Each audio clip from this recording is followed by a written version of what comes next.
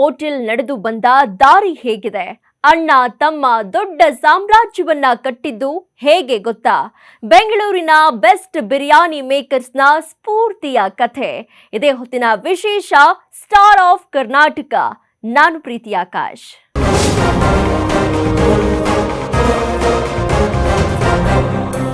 ಯಾರ ಬಳಿಯಲ್ಲಿಯೂ magic stick ಇರೋದಿಲ್ಲ. ಹೇಳಿದ ತಕ್ಷಣ ಅಂದುಕೊಂಡಿದ್ದೆಲ್ಲ ಆಗೋದಿಲ್ಲ. ಫೀಲ್ಡ್ಗೆ ಇಳಿದು ಶ್ರಮ ಪಟ್ರೆ ಮಾತ್ರ ಅಂದುಕೊಂಡ ಗುರಿ ತಲುಪೋಕೆ ಸಾಧ್ಯ. ಒಂದು ಬಾರಿ ಸೋತು ಸುಣ್ಣವಾಗಿದ್ದ ಅವರಿಬ್ಬರು ಹೋಟೆಲ್ ಉದ್ಯಮದಲ್ಲಿ ಇವತ್ತು ಮಾಡಿರುವ ಸಾಧನೆ ಕಡಿಮೆಯಂತೂ ಇಲ್ಲ.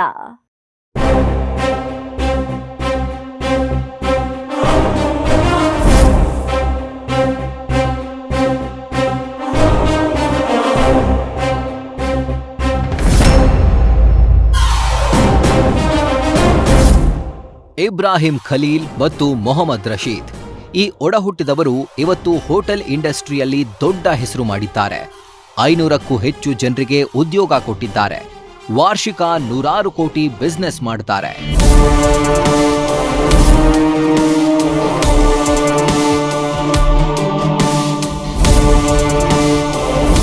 ಇದೆಲ್ಲ ಕೇಳೋಕೆ ಚೆನ್ನಾಗಿದೆ ಅಲ್ವಾ? ನಾವು ಇವ್ರ ಥರ ಆಗ್ಬೇಕು ಅನಿಸ್ತಾ ಇದೆ ಅಲ್ವಾ? ಆದ್ರೆ ಇವರು ಈ ಮಟ್ಟಿಗೆ ಬೆಳೆದದ್ದು ಒಂದೇ ದಿನದಲ್ಲಿ ಅಲ್ಲ. ಇವರದ್ದೊಂದು ಜರ್ನಿ ಇದೆ. ಆ ಪಯಣ ಕೇಳಿದ್ರೆ ನಿಮಗೆ ಅವರ ಸಕ್ಸಸ್ ಹಿಂದಿನ ಸೀಕ್ರೆಟ್ ಅರ್ಥವಾಗುತ್ತೆ. ಜೊತೆಗೆ ಅವರ ಪರಿಶ್ರಮ, ತ್ಯಾಗದ ಅರಿವಾಗುತ್ತೆ.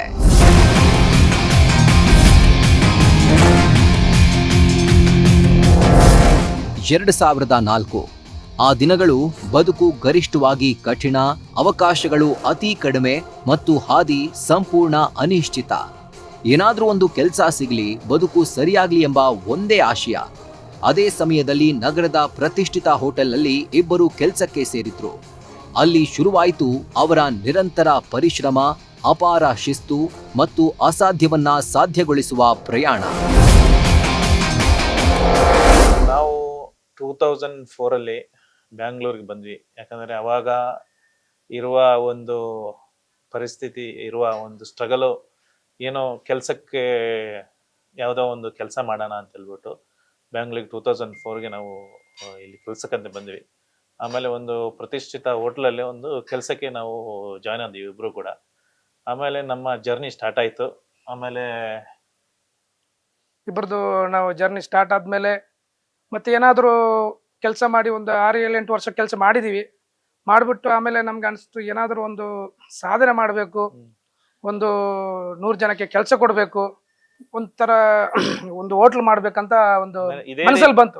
ಯಾಕಂದ್ರೆ ನಾವು ಕೆಲಸ ಮಾಡ್ತಾ ಇದ್ರೆ ಅದು ಕೆಲಸ ಮಾಡಿಕೊಂಡೇ ಇರಬೇಕಾಗತ್ತೆ. ಆದ್ರೆ ಒಂದು 100 ಜನಗಳಿಗೆ, ಒಂದು 1000 ಜನರಿಗೆ ಅನ್ನದಾತವಾಗಿ ಕೆಲಸ ಕೊಟ್ರೆ ಅದು ನಮ್ಗೆ ಒಂದು ದೊಡ್ಡ ಒಂದು ಆಶೀರ್ವಾದ ಅಂತ ಹೇಳ್ಬಿಟ್ಟು ಒಂದು ಇದೆ. ನಮ್ಗೆ ಗೊತ್ತಿರುವ ಉದ್ಯಮ ಅಂದ್ರೆ ಹೋಟೆಲ್. ಯಾಕಂದ್ರೆ ನಾವು ಕೆಲಸ ಮಾಡಿರೋದು ರೆಸ್ಟೋರೆಂಟ್ ಫೀಲ್ಡ್.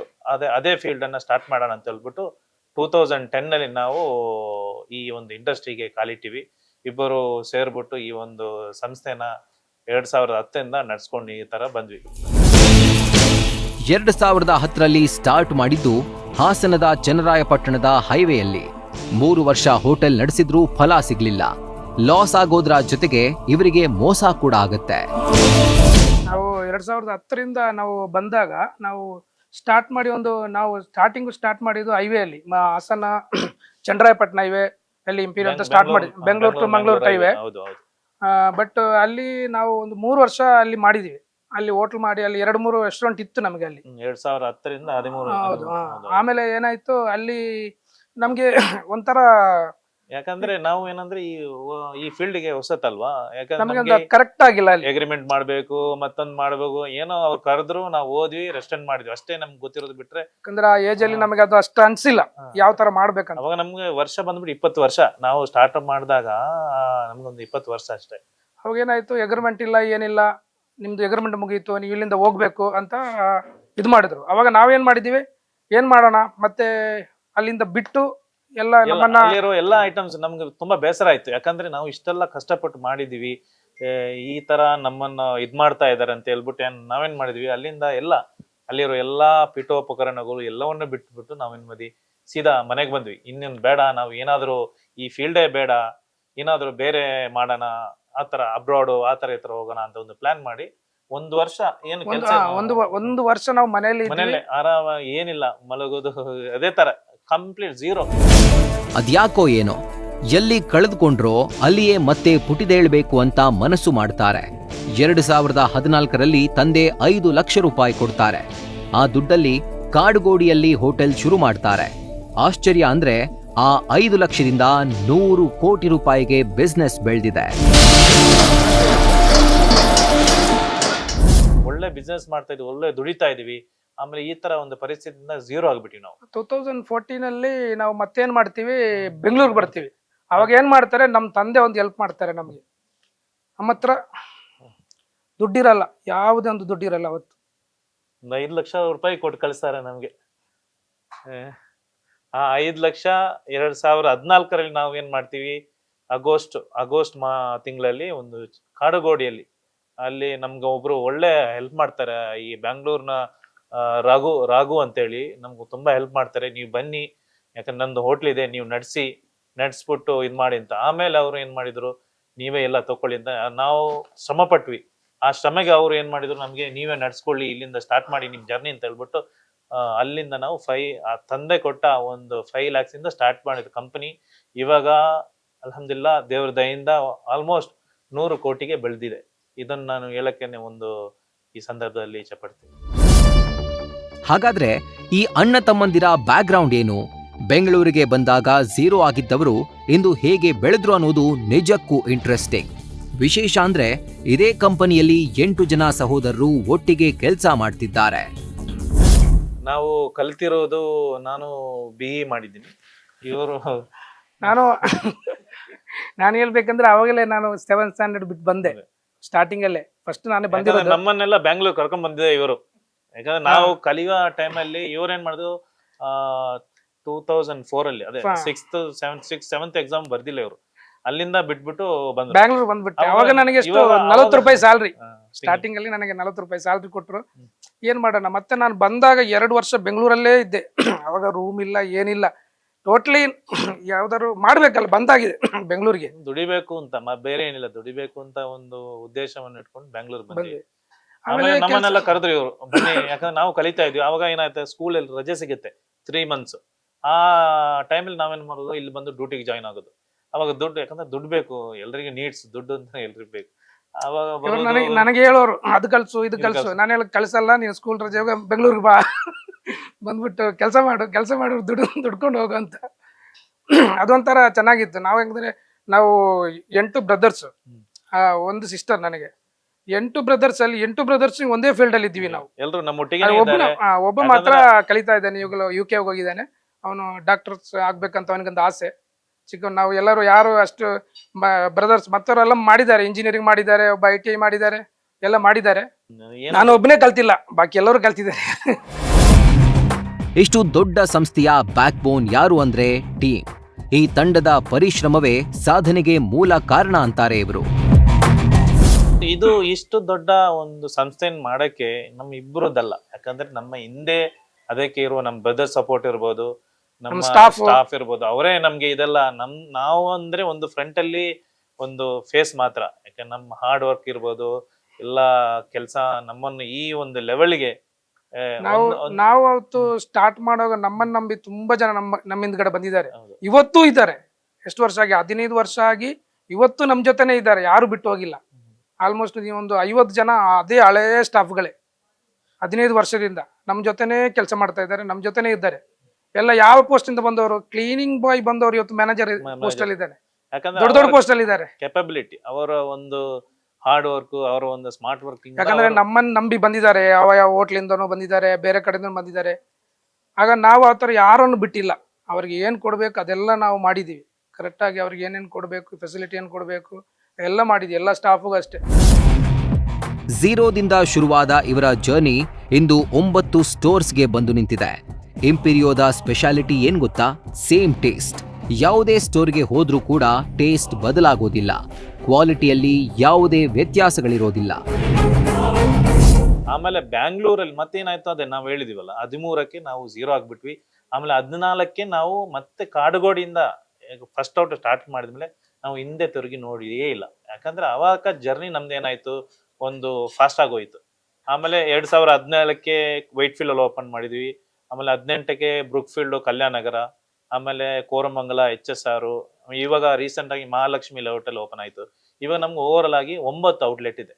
ಅದು ಎಲ್ಲ ಪ್ರತಿಯೊಂದು ಈವನ್ ನಮ್ಮ ಫುಡ್ ಪ್ರಿಪರೇಷನ್ ಇರ್ಬೋದು, ಎಲ್ಲ ಸ್ಟ್ಯಾಂಡರ್ಡ್ FSSC ಸ್ಟ್ಯಾಂಡರ್ಡ್ ಎಲ್ಲ ಮೇಂಟೈನ್ ಮಾಡಿ ಪ್ರಾಪರ್ ಆಗಿ ಹೋಗ್ತಾ ಇದೆ. ನಮ್ದಂದ್ರೆ ಒಂದೇ ಟೇಸ್ಟ್ ಇರುತ್ತೆ, ನಮ್ಮದು ಸೆಂಟ್ರಲ್ ಕಿಚನ್ ಒಂದೇ ಟೇಸ್ಟ್ ಕೊಡ್ತೀವಿ. ನಮ್ಗೆ ಒಂದು 40 ಔಟ್ಲೆಟ್ ಮಾಡೋದಾದ್ರೆ 1 ಇಯರ್ ಅಲ್ಲಿ ಮಾಡ್ಬೋದು. ಯಾಕಂದ್ರೆ ಆ ಈ ರೀತಿಯ ಎಲ್ಲಾ ವ್ಯವಸ್ಥೆಯನ್ನು ನಾವು ಸೆಂಟ್ರಲ್ ಕಿಚನ್ ಇರ್ಬೋದು, ನಮ್ಮ ಕಾರ್ಪೊರೇಟ್ ಆಫೀಸ್ ಇರ್ಬೋದು, ಅಲ್ಲಿಂದ ಎಲ್ಲಾ ವ್ಯವಹಾರಗಳನ್ನ ನಾವು ಮಾನಿಟರ್ ಇರ್ಬೋದು, ಈವನ್ ಕಸ್ಟಮರ್ ಮಾನಿಟರೈಸೇಷನ್ ಇರ್ಬೋದು, ಎಲ್ಲಾ ರೀತಿಯ ಒಂದು ವ್ಯವಸ್ಥೆಯನ್ನು ನಾವು ಮಾಡಿದ್ದೀವಿ.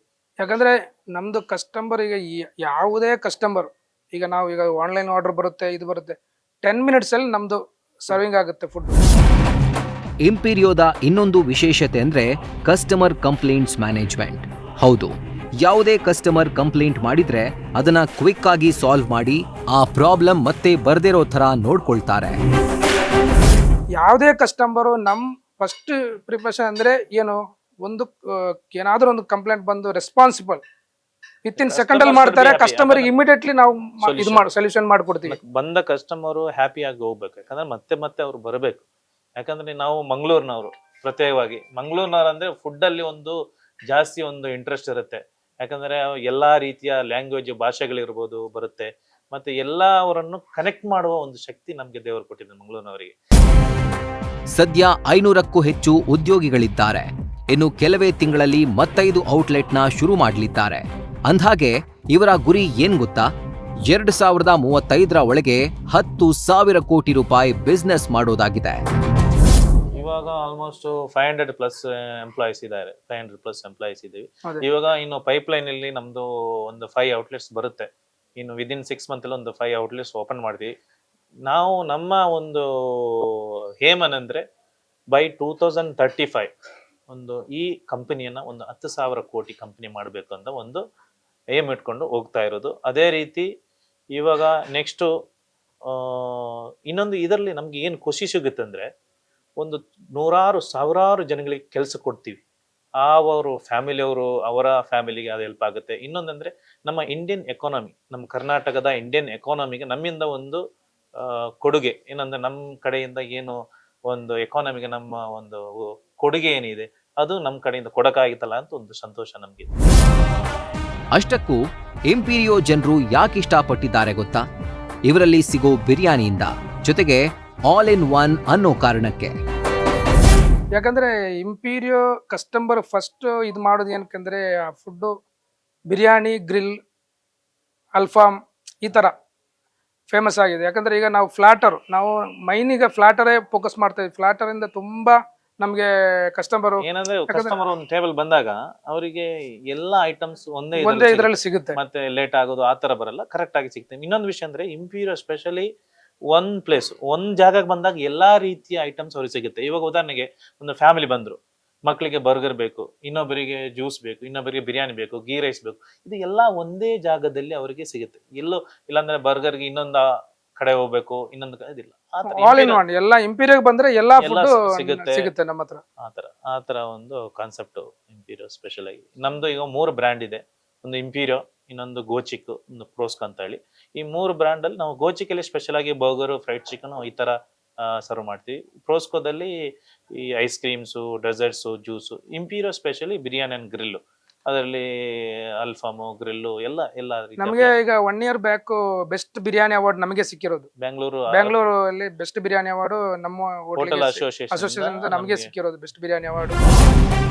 ಮೊದಲು ಸೋತು ಆನಂತರ ಭರ್ಜರಿ ಸಕ್ಸಸ್ ಕಂಡ ಇಂಪೀರಿಯೋ ಹಾಸ್ಪಿಟಾಲಿಟಿ ಪ್ರೈವೇಟ್ ಲಿಮಿಟೆಡ್ನ ಸಿಇಒ ಇಬ್ರಾಹಿಂ ಖಲೀಲ್ ಮತ್ತು CMD Mohammed Rashid news first star of Karnataka ಪ್ರಶಸ್ತಿಗೆ ಭಾಜನರಾಗಿದ್ದಾರೆ.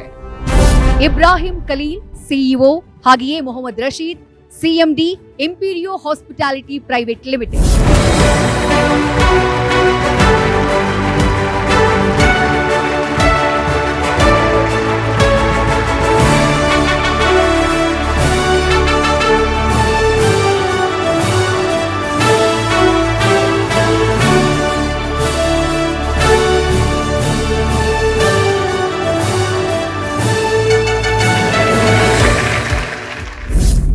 ಇದಕ್ಕಿಂತ ಮೊದಲು ಈ ಥರ ಅವಾರ್ಡಿಗೆಲ್ಲ ಹೋಗುವಾಗ ಈ ನ್ಯೂಸ್ ಫಸ್ಟ್ ಅವ್ರು ಕರೆದು ಬಿಟ್ಟು ನಮ್ಮನ್ನು ಈ ಥರ ಒಂದು ಅವಾರ್ಡ್ ಕೊಡಿದ ಅದೊಂದು ತುಂಬ ಖುಷಿ. ಅವರಿಗೆ ನಾನು ಧನ್ಯವಾದ ಹೇಳಕ್ಕೆ ಇಷ್ಟಪಡ್ತೀನಿ.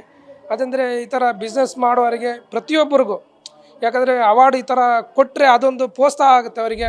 ಮತ್ತು ಇನ್ನೊಂದು ವಿಷಯ ಏನಂದರೆ ಇವಾಗ ನಾವು ಈ ಸಂಸ್ಥೆಯಲ್ಲಿ 3 ಕಂಬಗಳಿದೆ. ಒಂದು ನಮ್ಮ ಸ್ಪೆಷಲ್ ಆಗಿ ನಮ್ಮ ಕುಟುಂಬದವರು ಅಂತ ಹೇಳ್ಬೋದು, ಇನ್ನೊಂದು ನಮ್ಮ ಉದ್ಯಮ ವರ್ಗದ ಜನರು, ಯಾಕಂದರೆ ನಮ್ಮ ಸ್ಟಾಫ್ ಇರ್ಬೋದು, ಮತ್ತು ಇನ್ನೊಂದಂದರೆ ಗ್ರಾಹಕರು.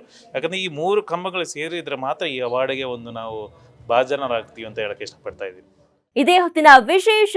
ನೋಡ್ತಾ ಇರಿ ನ್ಯೂಸ್ ಫಸ್ಟ್, ನಿರ್ಭೀತಿಯಿಂದ ನಿಮ್ಮ ಪರವಾಗಿ. ನ್ಯೂಸ್ ಫಸ್ಟ್, ನಿರ್ಭೀತಿಯಿಂದ ನಿಮ್ಮ ಪರವಾಗಿ.